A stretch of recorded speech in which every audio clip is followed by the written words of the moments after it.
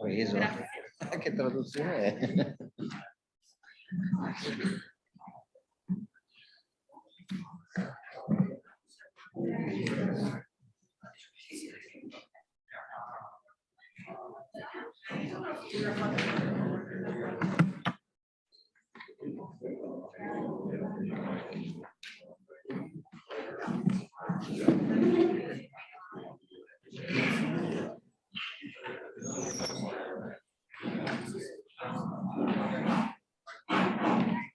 I guess that we can start this second plenary session of our conference.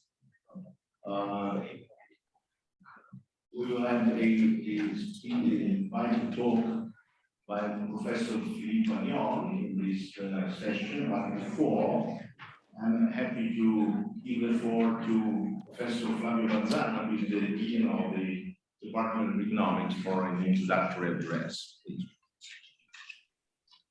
Thank you, Lorenzo. Thank you very much for the present. I'm Flavio Bazzana. I'm the director of this department, and it's for me a pleasure to open this conference of the Italian Society of Law and Economics. It's a double pleasure for me because this conference is in presence, and finally we can have the face-to-face contact that is very important and for our work. This face-to-face that in past 2 years like that we cannot do because of the COVID pandemic. Just two very little about me, and then I give you time for your conference. My field of research is finance, but in the past I also worked on law and economics because I worked on the clauses on bond contract. And I remember this time for the much time that I spent in analyzing legal sources and reading a contract on bond in order to define a particular classification of covenant. So is I remember this time for this work. In any case, I don't want to take any more of your time. So I wish you an enjoyable conference at our department. So thank you very much to be here. Now, before giving the floor to Professor Agnon, let me explain the fact that we are assuming now. Remember to that this evening, for at the end of the session, there will be the meeting, the formal meeting of the association. And we need that you are there, please, because we have to take some decisions that require the presence of the associate and do all associate because the fee for the association is involved in paying for the conference. So now the most important part of this session, of course, is Philippe Agnon's presentation. He is a professor at the Collège de France at INSEAD in the London School of Economics. He was formerly professor of economics at Harvard University. Prior to that, he was also professor at the University College of London and an official fellow of the Nuffield College in Oxford. We know that his main research work, that, if I well understood, are also related to what he's going to tell us in this invited talk, is on growth and innovation. In this field, with Peter Howitt, he developed the so-called Schumpeterian paradigm and extended this paradigm in the election. I remember that he gave also a number of important contributions in related fields. For example, I remember some beautiful papers published with Jean Tirole on the application of the principal agent theory to complete contract and internal distribution of authority companies. Beautiful contribution also to my field of research, but I'm sure this Schumpeterian paradigm is the main contribution, and it also result from some books, endogenous growth theory, and more recently, the power of creative destruction. So we see a lot, many award and has made important position in academic association. Literality has been editor of annual review of economics. So it's a very important European economist, even if he was for a long time professor at our university, and so now the floor is yours, please.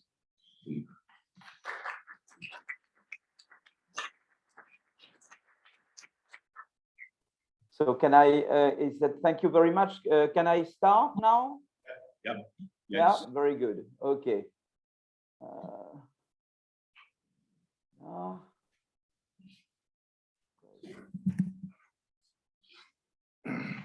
Great. Thank you so much for inviting me. It's a great honor. I'm sorry I cannot be with you in person, but I'm happy to be able to interact with you, and I'm sure we'll have interesting discussions. So in fact, let me call this talk, Rethinking Capitalism, the Power of Creative Destruction. So this is very much based on a recent book with the Power of Creative Destruction. There is an Italian version now of the book. I should have brought it with me. So it's joined with Céline Antonin, who is a researcher at Sciences Po Paris and with me at the college, and Simon Bunel, who is a researcher at Banque de France, INSEE, and with me at college. So here is Schumpeter, young. Creative destruction, it's a term coined by Schumpeter to refer to the process whereby new innovations displace old technologies. So, for example, in Capitalism, Socialism, and Democracy, Schumpeter, spells out what he means by creative destruction. But when I studied economics, there was no such model as a Schumpeterian growth model. There was the Solow model. There were models essentially where growth is driven by capital accumulation, but there were no such models, as a model of growth through creative destruction, and there was no empirics of creative destruction. So, in fact, with Peter Howitt in 1987, we built up a growth paradigm, a growth model, which now is referred to as the Schumpeterian growth model. Now we had a lot of followers, and this paradigm has become the dominant paradigm in growth economics. So the three main ideas behind this paradigm is first, that long-run growth is driven by a cumulative process of innovation, where each innovator is upon the giant shoulders of our predecessors. You build upon previous knowledge, okay? The second idea is that innovations do not come from heaven. They result from entrepreneurial activities motivated by the prospect of innovation rents. In fact, when you innovate, you get temporary monopoly rents until you are imitated or superseded by someone else who does better than you do. But for a while, you get monopoly rents, and that's the reward to your innovation being successful. So that's the second feature of the Schumpeterian growth paradigm. And the third feature is creative destruction. New innovations make old technologies, old innovations obsolete. And you see right away that at the heart of the growth process through creative destruction, there is a contradiction. Because on the one hand, you need monopoly rents to motivate innovation activities, okay? You need those rents, but those rents can be used ex post to prevent subsequent innovation, subsequent entry. Because if I am an innovator, if I am yesterday's innovator, I don't want to be subject myself to creative destruction. So I'm very tempted to use those rents to prevent subsequent innovation. And regulating capitalism, it's all about this contradiction, how to manage this contradiction. Whether you talk about the enigma of the industrial takeoff, whether you talk about the middle income trap, whether you talk about secular stagnation, whether you talk about growth and inequality, whether you talk about growth, green innovation, you always come across this contradiction. And whether you talk about the role of the state and the role of civil society in inducing innovation-led growth, you are up against this contradiction. Okay, Schumpeter himself was deeply pessimistic about the future of capitalism because he thought that the first innovators would turn into conglomerates that would prevent subsequent innovation, subsequent entry. And in fact, a lot of what Schumpeter was fearing is happening. And there is a lot to support his pessimism. But yet, in this book, we argue that instead of being pessimist like Schumpeter, there are reasons to be Gramscian. You know, the optimism of the will, the optimism of the will of Gramsci. And that's what we'll advocate in this book. And I will explain why you can be optimistic, but it's the optimism of the fighter. It's not the optimism of, you know, someone who believes that everything will come with no effort. Okay. So what we do in this book is to use the lens of creative destruction and the growth paradigm that I outlined to do three main things. The first is to revisit some main enigmas in economic history. The second thing is to question some common wisdoms. And the third one is to rethink capitalism. Okay, so let me get some water there. Okay, so let me go into the first one, some historical enigma. So there is a first enigma, it's industrial takeoff. If you look at worldwide growth of per capita GDP, essentially the work of Madison in particular tells us that essentially nothing happens until 1820. Of course, you had places that had growth for a while. Venice, for example, or various places in Italy had periods where they had some growth, but the growth was really non-lasting, and it was nothing, you know, comparable to what happened in the 19th century. So you see that the takeoff of growth is really 1820, and it's very recent, 200 years. It's 3 times my age, which is nothing. I'm old, but still 3 times my age compared to, you know, human history, it's nothing. So the question is, why so recently, and why in Europe? Why not in China, where you had so many discoveries, like, for example, the wheel or the compass, or many things had been discovered in China long before 1800. Why, you know, so recently the growth takeoff? And there in chapter 2 of the book, we show that very much is Joel Mokyr, who very much, you know, parallels the growth paradigm, the Schumpeterian paradigm. First, Joel Mokyr will tell you, well, there were institutions that would make it possible to have cumulative innovation. In particular, universities, open universities in Europe, the Society of Knowledge that was nascent then, and also the encyclopedia. In England, you had the Encyclopedia Britannica. In France, you had Diderot and the French Encyclopédie. That made it possible to codify knowledge. And when you codify knowledge, it's easier for subsequent innovators to build upon previous innovations. So that's the number one. The number two is that you had institutions in France, England, that would protect property rights on innovation.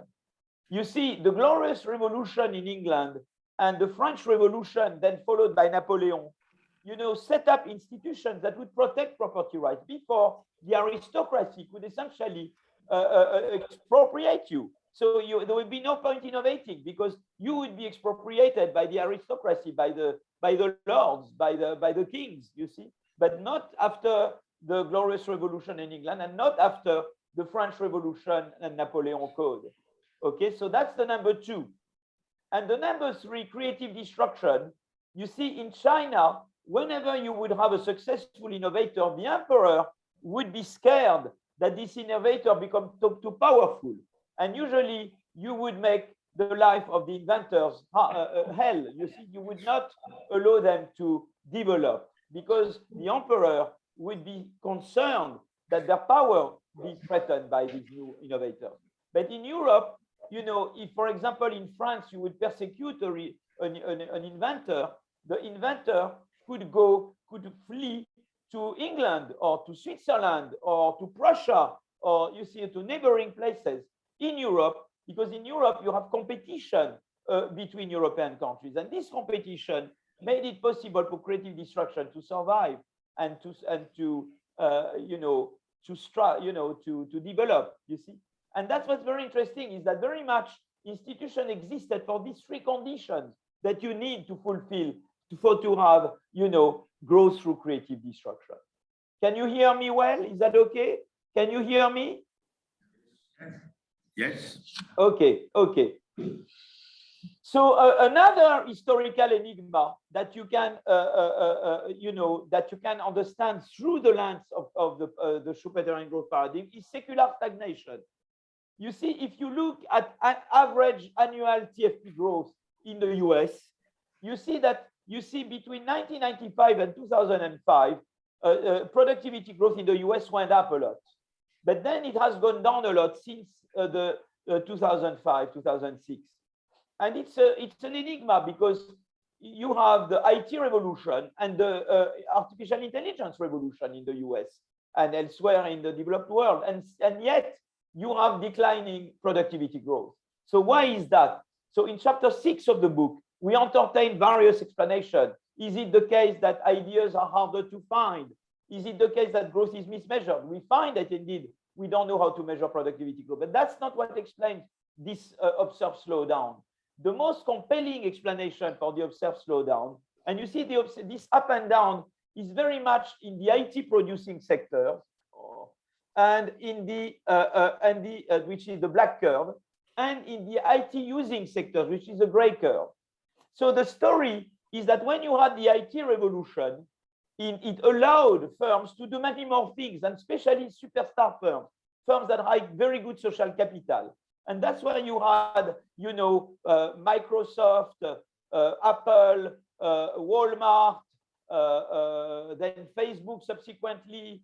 You know, you had these big GAFAM firms that you know, expanded a lot. When they expanded initially, growth went up because these firms were more productive than other firms.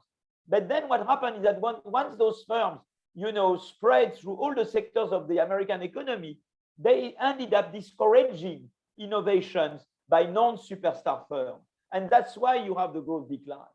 And that's the most compelling explanation. And that's very interesting because it means that the problem in the US is that the competition policy was not adapted to the digital era. We allowed these superstar firms to do mergers and acquisition without any limit and without bothering whether those mergers and acquisition might end up, you know, stalling, might end up discouraging subsequent entry, subsequent innovation.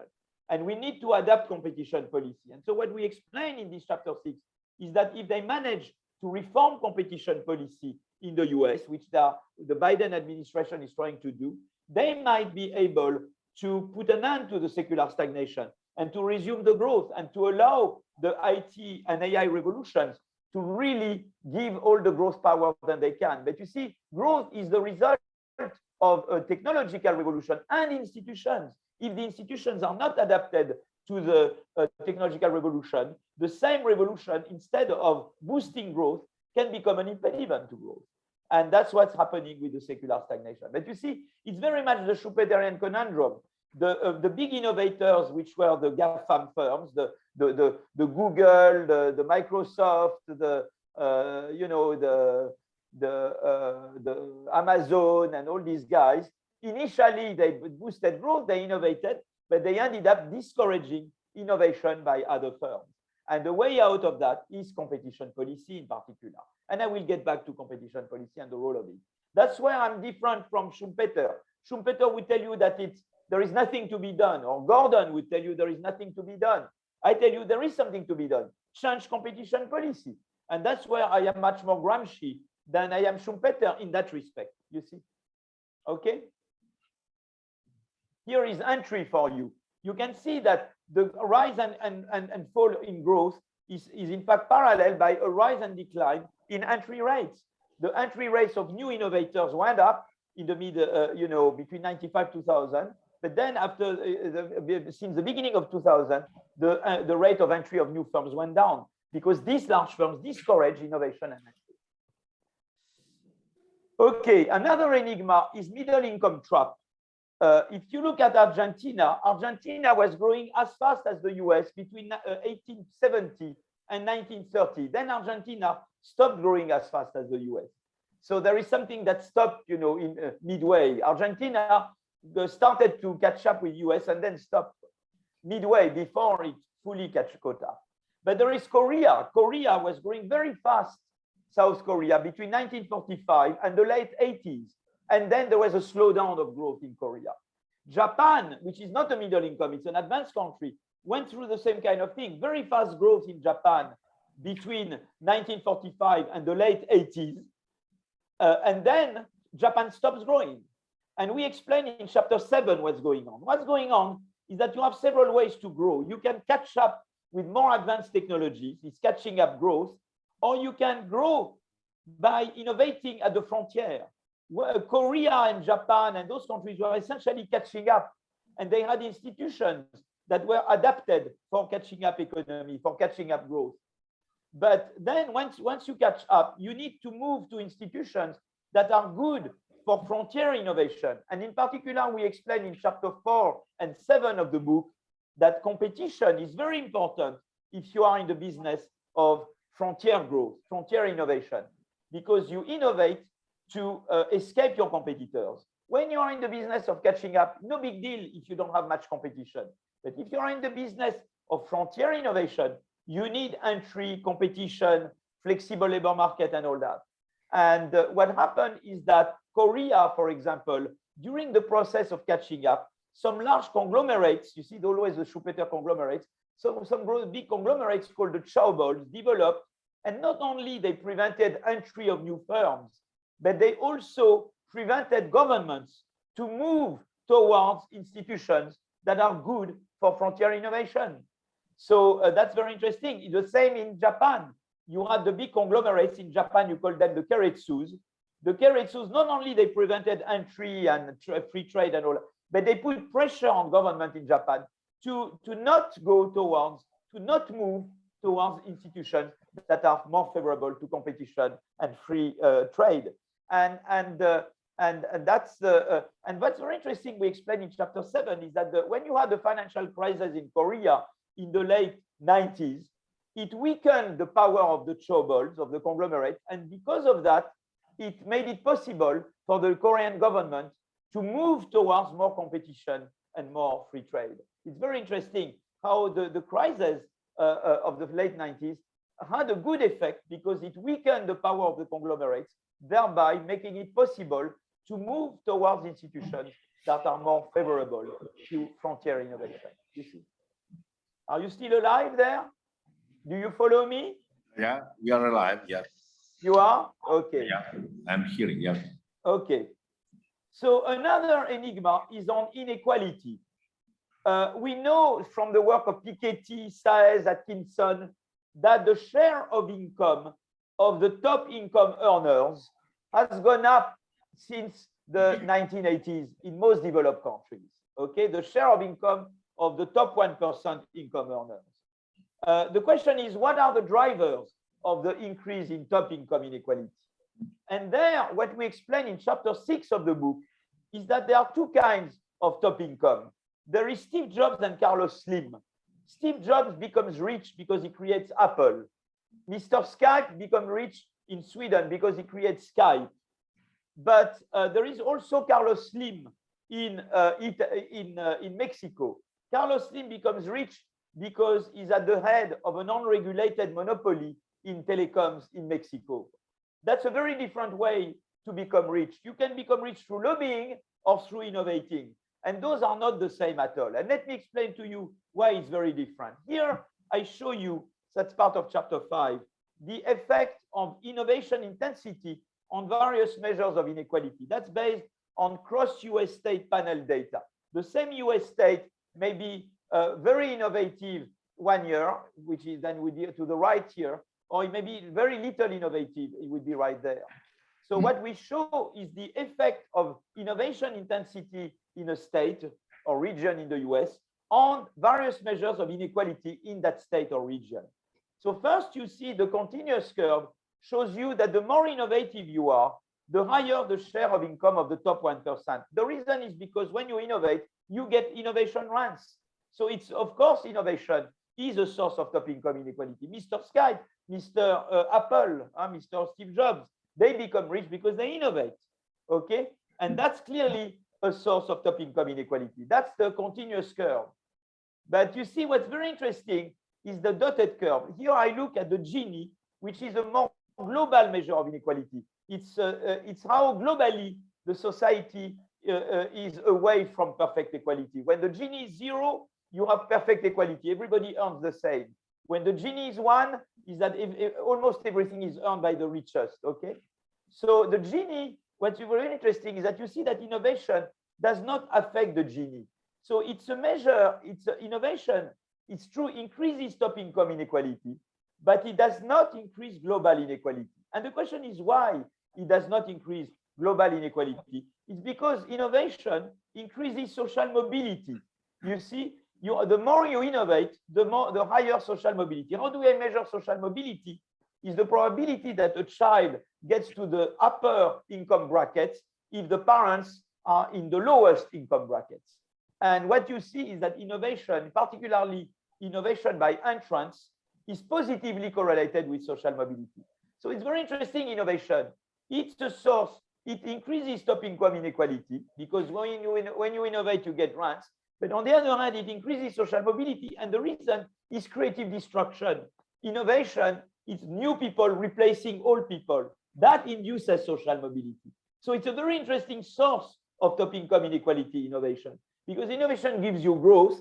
It's true, it increases top income inequality, but because it increases social mobility, it does not increase global inequality. Whereas instead, if I had put instead of innovation, lobbying, you see, or entry barriers instead of innovation intensity, there you get everything is bad.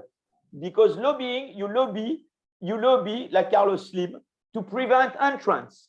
But that's bad for growth because you prevent entry on new innovators. But it's also bad for social mobility because you prevent new people replacing old people. So lobbying, it's a sort of top income inequality that does not increase growth and that does not increase social mobility. So now if I were to represent the dotted curve, the effect of lobbying on the Gini, it increases the Gini because in fact lobbying, because it We don't hear you anymore. We don't hear you anymore. Hello? It's interesting, but we don't hear you anymore.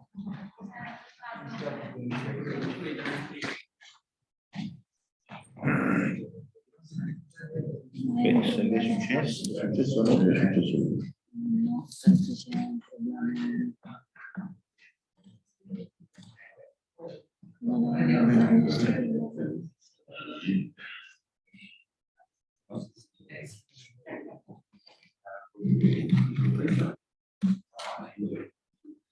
no, la nostra connessione è stabile.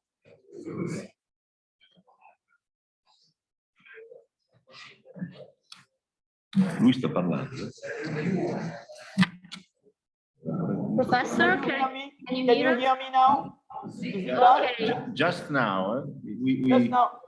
Did you miss a lot? Did you miss a lot? The last 3 or 4 minutes was lost. So we have to restart from the inequality. Yeah.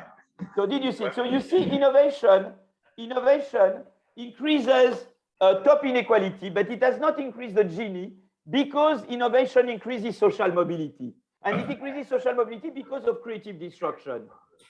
Lobbying, it has a very different effect because lobbying increases top income inequality as well. But lobbying also reduces, because it prevents entry, lobbying reduces creative destruction, and therefore lobbying reduces social mobility. And therefore, because lobbying increases top income inequality but reduces social mobility, lobbying increases global inequality. If I was putting lobbying intensity here, the equivalent of the dotted curve would also be upward sloping, you see? So it's very interesting that lobbying and innovation are very different sources of inequality. You should not deal with them the same way. You should not treat Carlos Slim the same way as you treat Steve Jobs.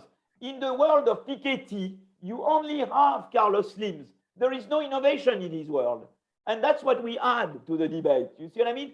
Innovation is a very different source of inequality from lobbying. So you cannot treat innovation in the same way as you would treat lobbying and other sources of top-income inequality. You understand that one? Yeah? Yeah, it's clear. Okay. So I'm done with the first part of the book. Now I start with the second part, which is that the Schumpeterian paradigm allows us to question some common wisdoms. So let me go through the various common wisdoms. One of them is that you should tax robots to protect employment. That's not true, actually. In chapter 3 of the book, we show that firms in France that automate, they create employment. Alors, it's true that they may substitute some manpower with some automating devices. But you see, the most important is that when you automate, you become more productive. Because you become more productive, the price, your export price goes down, and your quality adjusted price goes down. And because your quality adjusted price goes down, you become more competitive. Therefore, you increase the global demand for your products, and therefore you increase your sales, and therefore you increase the demand for employment. And the productivity effect more than counteracts the substitution effect of manpower, machine substituting for manpower. And that may explain why none of the big industrial revolutions, be there the steam engine revolution in 1820, which is the takeoff of growth, be it electricity in the 20th century, be it the IT revolution, each time we thought that they would generate mass unemployment. It never generated mass unemployment, none of them, because each of them had a productivity effect that more than counteracted the substitution effect. All of them were about automating tasks, but you know, the productivity effect were more important. Now, if you decide to tax robots, it's bad because you will make it more costly for firms to automate. So you will discourage automation. So you will discourage firms from becoming more competitive. And therefore, you will prevent firms from increasing their sales and employment. So it will be counterproductive. So taxing robots is a bad idea. Okay? Another idea, you know, which is wrong, I think, is that protectionism is the way to regain control of value chains. So here is a very interesting diagram that I did with France during the COVID crisis. We look at France versus Germany, imports and exports of what I call COVID products. The COVID products we were looking at were the masks, the respirators, and the tests. Okay, we needed all of those before the vaccine. Huh? It was prior to the vaccine. I will get to the vaccine in a moment. You see that the black curves are Germany. The gray curves are France. The triangles are the exports. The circles are the imports. You can see that early 2000, Germany is just a little bit better than France. But you see nowadays, Germany is way above France. And not only the exports which are here, but also the imports went up. Okay? So that's what was important. You see, I mean, not only the export, but the import. And then you see Germany as well. Germany has a surplus, a trade surplus of 20 billion euros on these products. France has no surplus at all. How did Germany do that? Not through trade war. They didn't do tariff war. They innovated. They invested in innovation. That's how Germany did it. And the best way is to invest in innovation. We discussed that in chapter 13 of the book. Because if you do tariff war, trade war, what will happen is that the destination countries will retaliate. They will close export markets to you. And because they close export markets, what will happen is that it will reduce your incentive to innovate. Because if I know that you, Italy, you close markets to my French products, I have less incentive to innovate because I know I have a smaller market for my innovation. And therefore, I will invest less in innovation. And therefore, I will be less able to take control of the value chain in that area. You see what I mean? So it's very important to avoid trade wars because trade wars can backlash.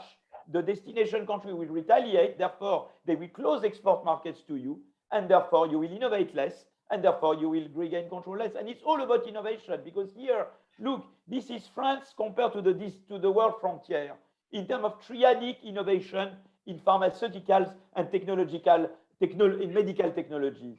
You see that in 95, France is here very close to the frontier. The frontier here is at 0. And you see France deteriorated in innovation in biotech and medical technologies. And that's why we lost ground in that sector. But in fact, France in all sectors except nuclear and aircraft, innovation performance of France deteriorated since the mid-90s. And that's why France is losing market share worldwide. So the way to regain control is by innovating, by investing in innovation, much more efficient than through trade wars. Okay. Another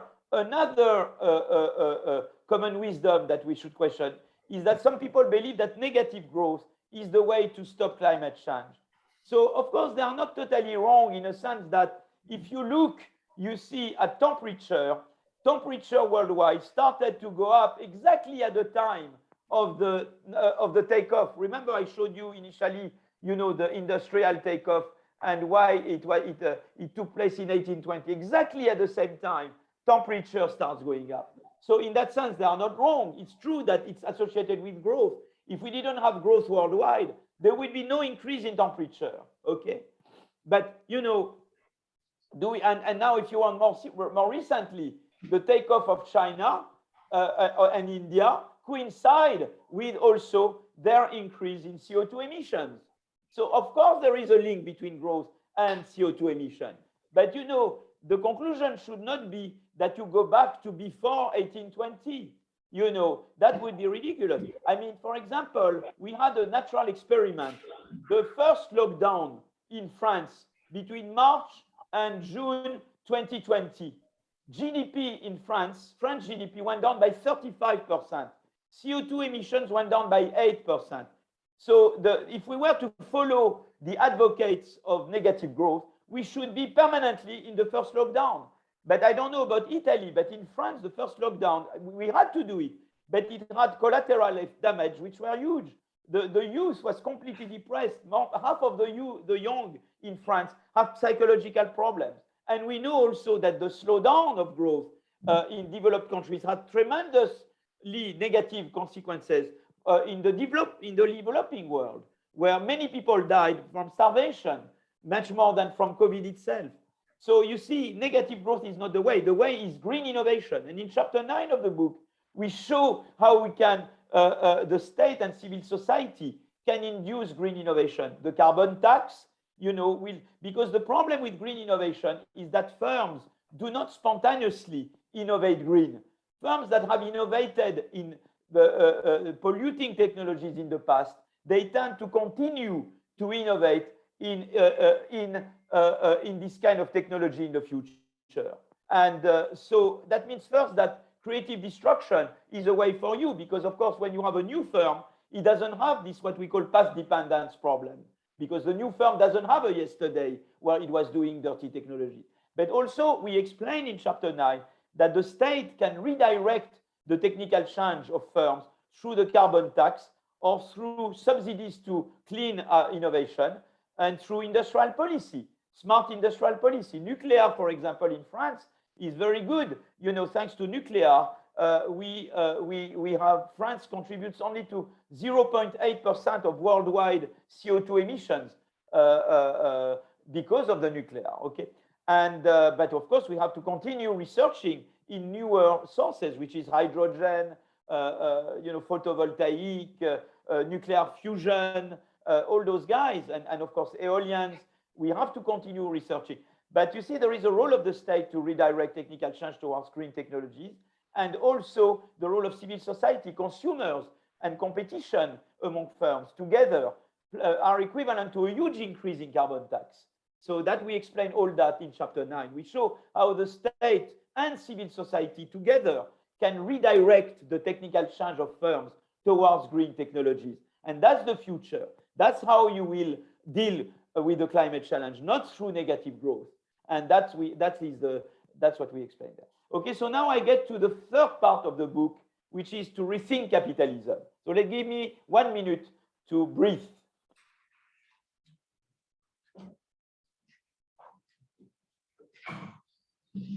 Okay.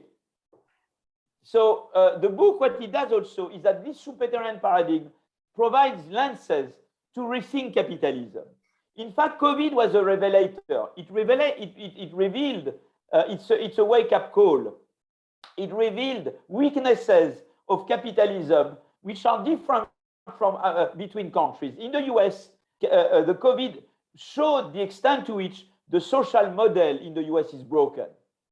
In Europe, COVID showed that we have an inadequate innovation system, okay? And so here, this figure is very interesting. It shows that, you know, with COVID, the number of unemployed, that's the triangles, went up a lot in the US.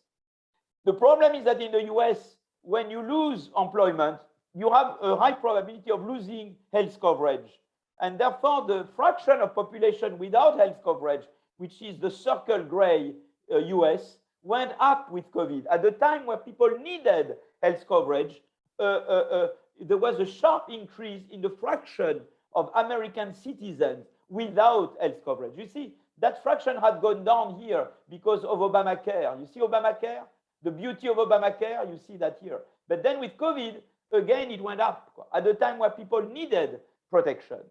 Okay, whereas in Germany, you see, everybody gets health protection. And if I showed Italy instead, you will like Germany. Everybody in Italy is getting health coverage throughout the crisis. But I could look instead at the fraction of population which is at the risk of poverty. It went up in the US with COVID. It remained constant in Germany. And I guess Italy would be like Germany. Okay, so the social model of US is broken. It does not, you know, it's not a good system to ensure vulnerable citizens against something like COVID. But the flip side is that the US is very good for innovation. Here I'm showing you biotech patents. Biotech patents, for example, 2016, they would be similar nowadays, is the number of biotech patents per million inhabitants.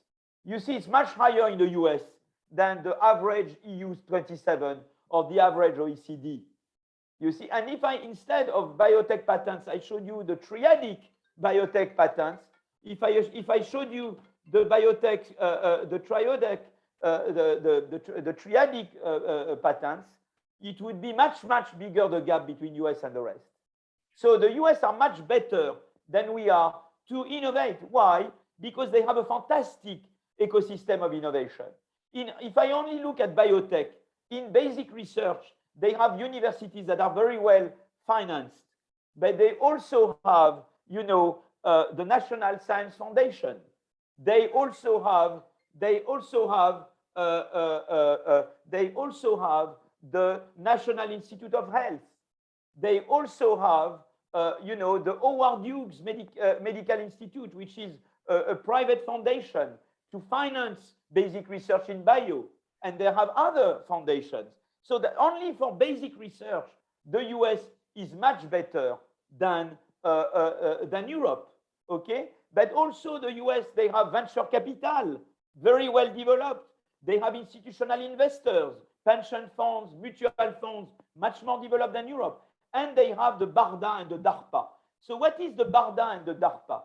The BARDA and the DARPA is, the BARDA and the DARPA is the BARDA and the DARPA is the defense, the DARPA is the Defense Advanced Research Project Agency. Okay, what is the Defense Advanced Research Project Agency? It's something that was created, an agency that was created in the US during the Cold War because they were racing with the Soviet Union on space and defense. So it was something where the basic research has already been done, but you have to transform the basic research very quickly into meeting missions. Like, for example, put a man in space within 2 years or fulfill a mission within 2 years. And that's why you have to coordinate resources and actors. And that's what DARPA was very good at. Then they created the BARDA, the Biomedical Advanced Research Development Authority, which is the equivalent of the DARPA for biotech, okay? And that's a fantastic institution because the money comes from the ministry, but then you have team leaders, and the team leaders can elicit competing projects, private, public partnerships, to fulfill the mission. You see, it was like that with DARPA. DARPA gives you GPS, internet, many things are from DARPA, and the BARDA gives you the vaccine. The BARDA, what was it about? The BARDA, you had the ARN messenger technology. You had to convert it in 1 year into vaccine, mass production of vaccines. And that's what you have the BARDA there. The BARDA in the US, they spent $12 billion in last year to develop the vaccine and the therapeutics. At the same time, Europe, if you total European Commission EIB, it's $4 billion. You see, so they have, you see how much the ecosystem of innovation in the US is much better than in Europe. That's what we talk about in chapter 12 of the book. Okay, so in fact, what you would like, it's a capitalism that combines, it's a capitalism that combines the good side of the American model, innovation, with the good side of the European model, protection. Some people believe that that you cannot have both. That if you choose to be innovative like in the US, you have to renounce protection. Or if you want to be protective like in Denmark, you have to renounce innovation. And I don't believe in that. I believe that you can have things that push for both, that makes you both more innovative and more protective. For example, flex security in Denmark. So in Denmark, when you lose your job, for 2 years, you get 90% of your salary, and the state retrains you and helps you find a new job. And whereas in the US, you don't have such things. So in the US, you have the work of Anne Case Angus Deaton, that's in chapter 11 of the book, where we show, we report their work, showing that, you know, mortality goes up a lot for the white non-Hispanics on skill between 50-54. That's this curve, is the mortality rate. That's what they call the death of despair. And the death of despair goes up a lot since 2000. And it goes up a lot because when in the US, when you lose your employment, you lose health insurance and you lose many things. So the fear of unemployment or the fact that you become unemployed makes you take opioids, sleeping pills, antidepressants, make you become, obese, and that, makes you lose all that, if you want, makes mortality goes up. Whereas in Denmark, because of the flex security system, when you lose your jobs, no effect on purchase of antidepressants, anti-anxiety sleeping pills, no effect on mortality, no effect on the probability to visit hospital for a disease of circulatory problem. So you see, in Denmark, they found a system which is flex security that makes creative destruction work much better. It made the Danish economy more innovative, but also more protective. So there is no trade-off. You can be more innovative and more protective. Let me give you another example, education. Here, I'm showing the probability of innovating as a function of parental income, okay?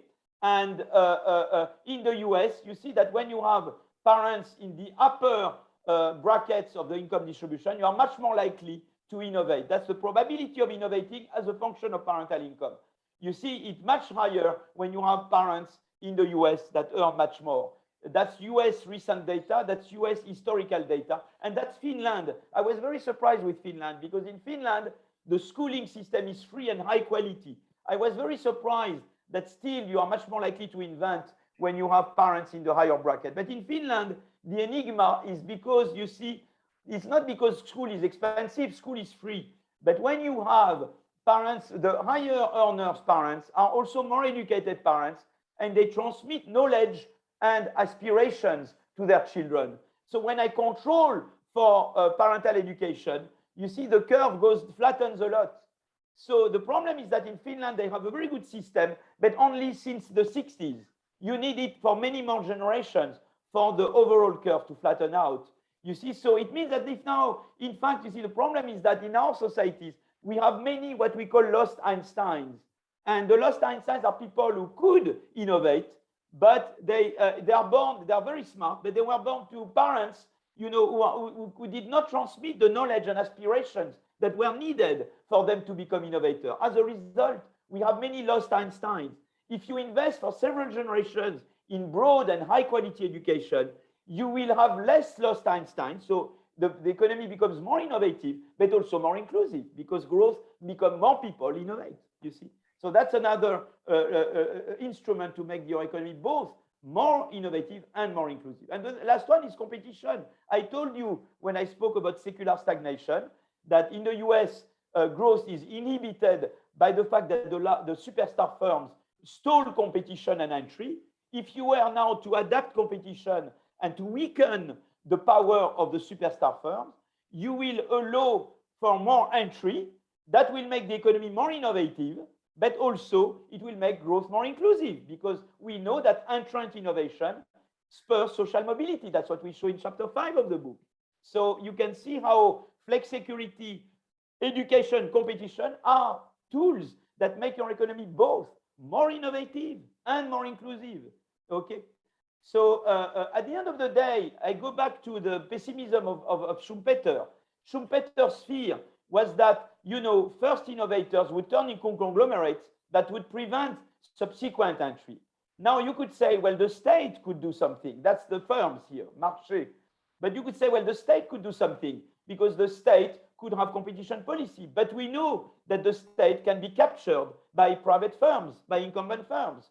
We know that, and we saw the lobbying. I talked about the lobbying, I talked about the middle income trap. It's all about conglomerates capturing political power. Now, Montesquieu would tell you, yes, well, you could have separation of power could help you. The judges could monitor the executive power and limit the extent to which the executive power can be captured by incumbent firms. But you see, the problem is that constitutions are incomplete contracts. We explained that in chapter 15 of the book.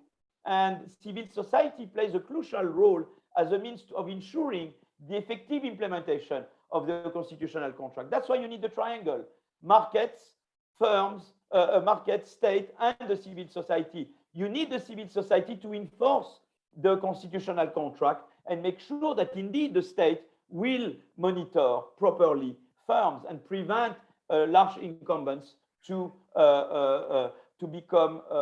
stall and discourage new innovators. You see, so you need the triangle between markets, the state, and civil society.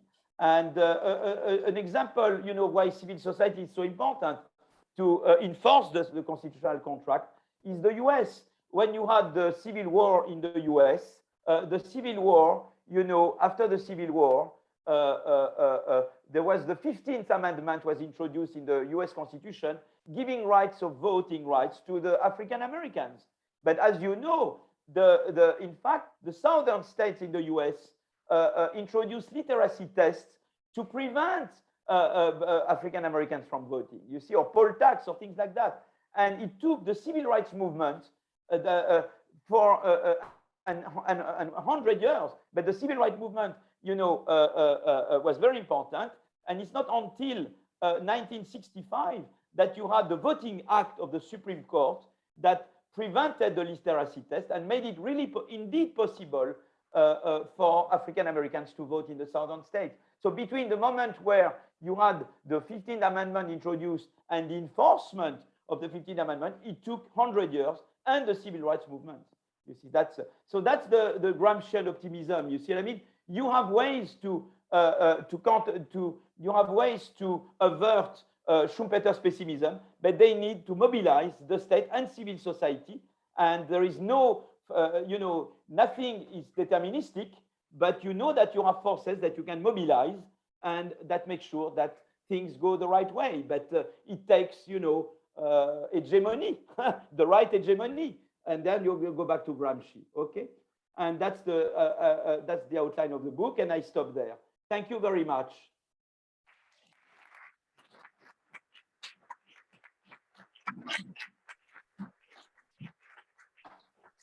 Thank you for your presentation. Now there is some time for discussion. So if someone in the audience want to, can you go there? Thank you. Just a moment, there is a question for you. and another one. Il primo era lassù, poi c'era un altro lassù. No. Mi pare che il primo fosse. You were the first. In the middle. Lui.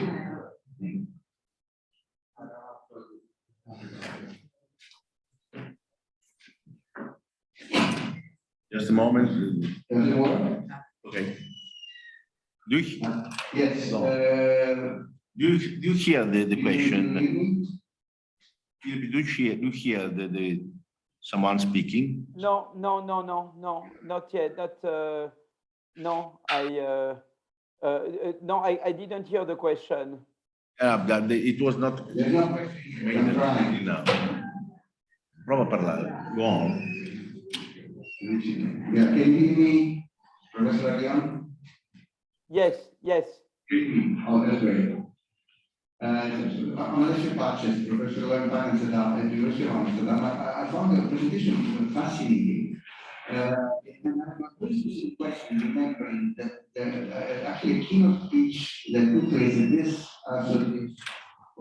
this association 2 years ago, by Daniel Markovits, on the meritocracy drive. So you made a kind of a tweak on your claim, I mean, using the same data, that actually the control, at least in the US, the control that the elite has of education and the access to education of their children undermine social mobility. So I wonder how can you be sure that at least under which assumption you can make a claim that education does not go against social mobility, and there are indeed the Steve Jobs or the lost Iceland that can be captured by broader access to education. We can collect the second question. There was she.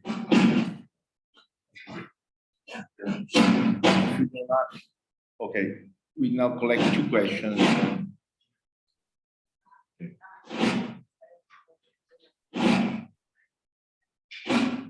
Do you hear me? No.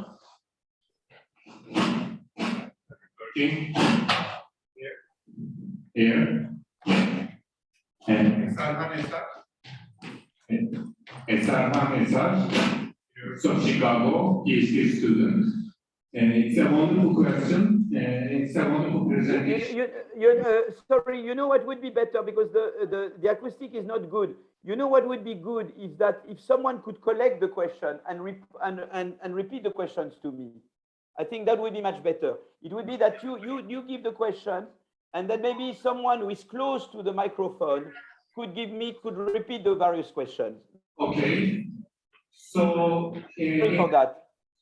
In the presentation, there is an assumption that the patent numbers in the US shows there's high innovation in the US, but that may not necessarily be true. Instead of high innovation, the patent owners may try to get their innovation patented in the US because there are more people willing to pay more for the innovation in the other parts of the world because US is more rich.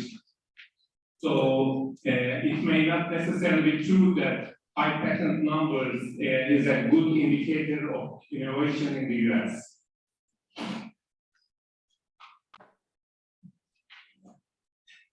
So can you repeat the questions to me, please, because I can't hear them well. Can you repeat all the questions? It would be good that if you can convey them. You see what I mean? Because I can't hear them well when someone speaks in the room, you see? It would be good that they be repeated by the person next to the microphone.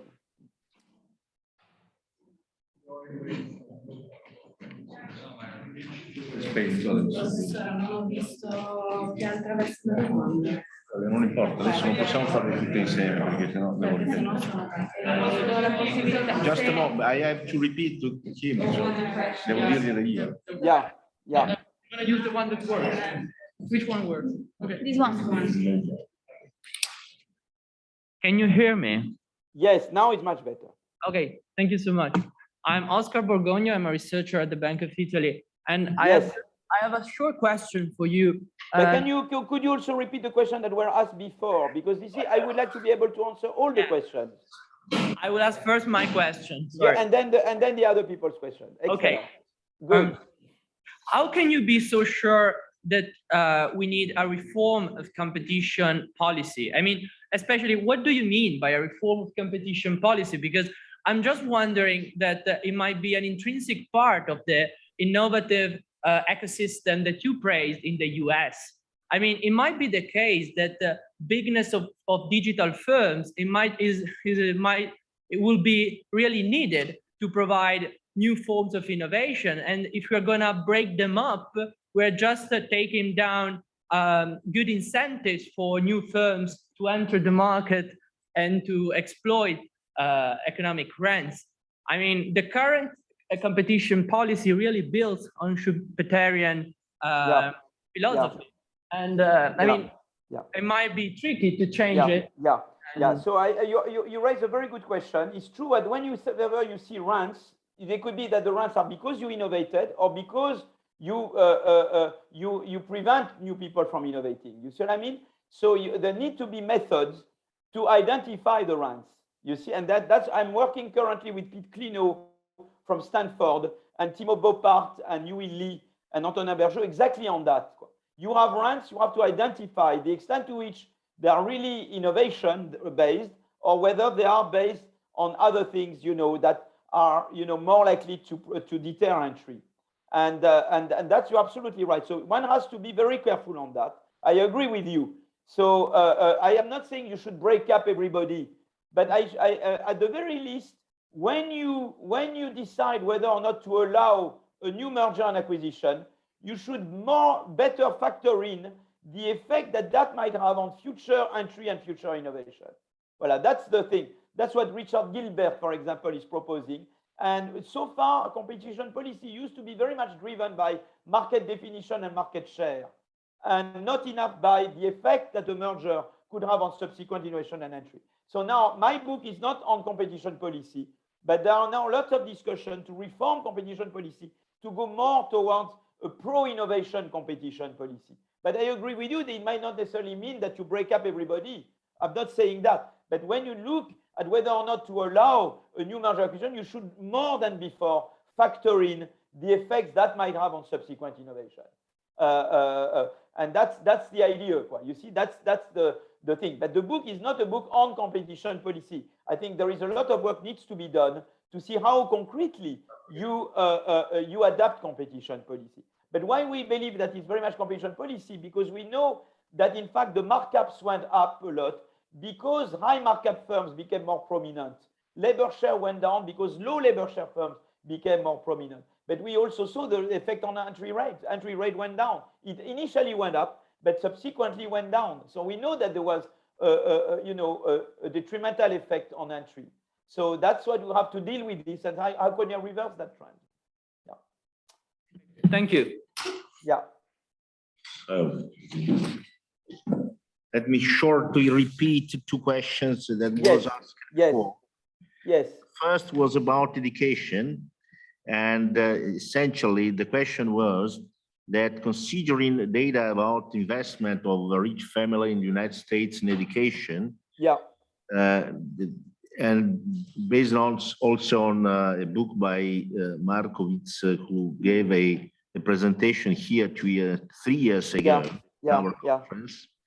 It's not clear or better. It seems that so much family education investment in education is not related to enhancing social mobility, because in the United States, social mobility is declining at the same time with high investment in education by a rich family that in this way monopolize the positions or something like this.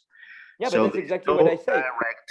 Direct relation between investments in private investment in education and social mobility. First question. Second question was about the data on patents, always again about the United States, and the number of patents are not, according to the person who was asking the question, is not an indicator of innovation, because this is also shown by many studies by some Italian colleagues.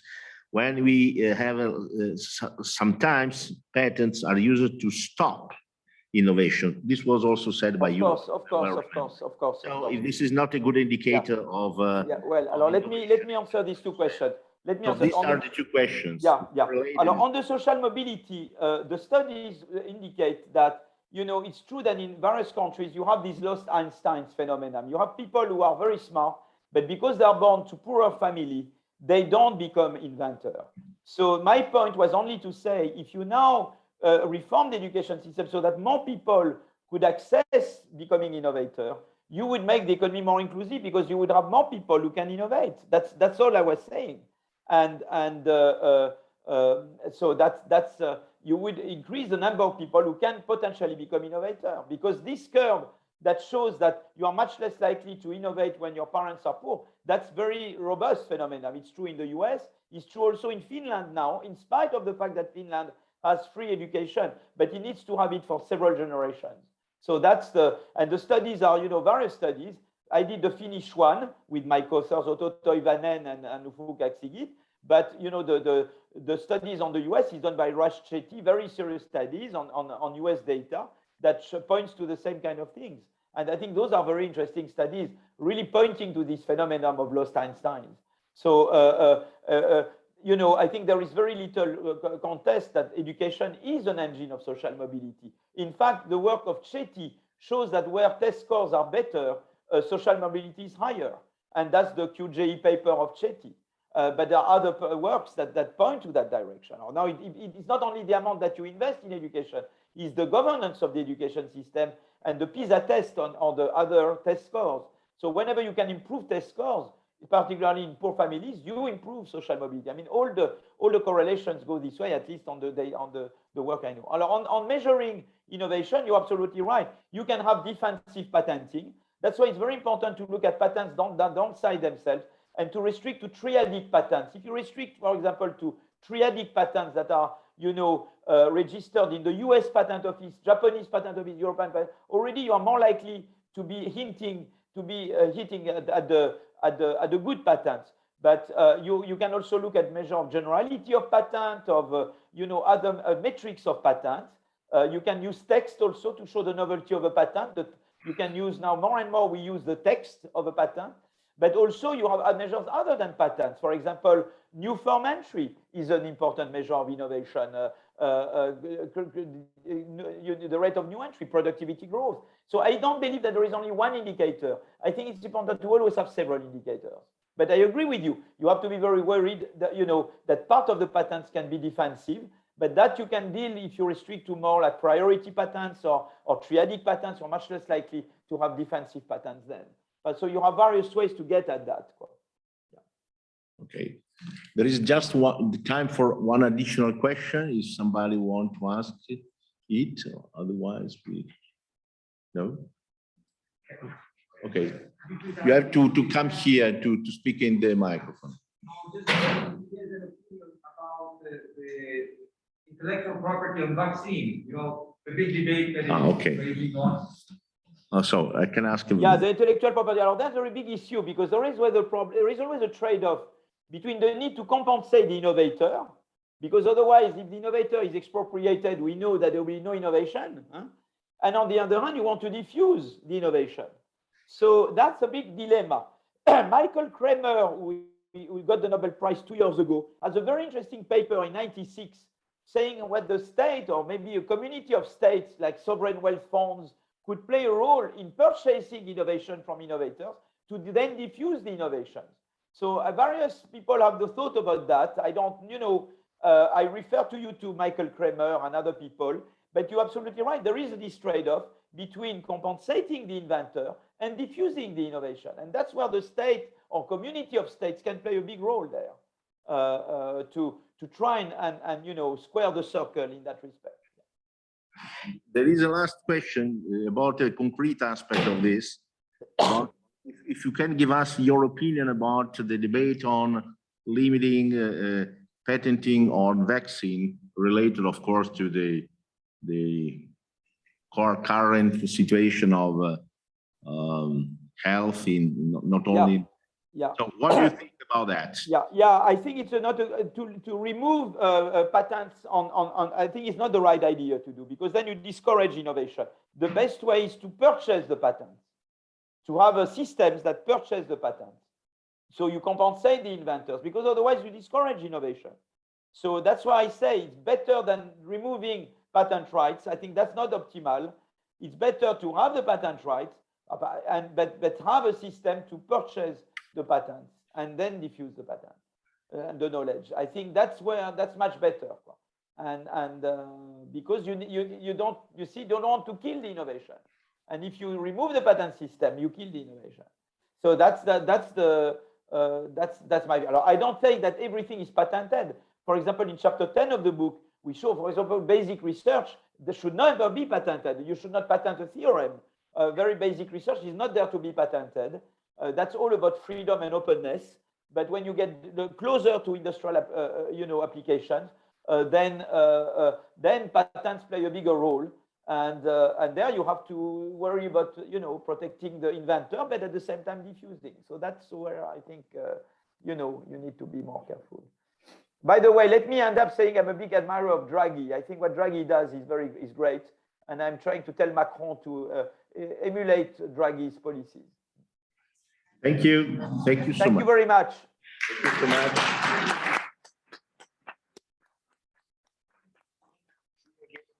Maybe in person to have a. Thank you. Thank you so much. Bye-bye. Bye-bye. Bye.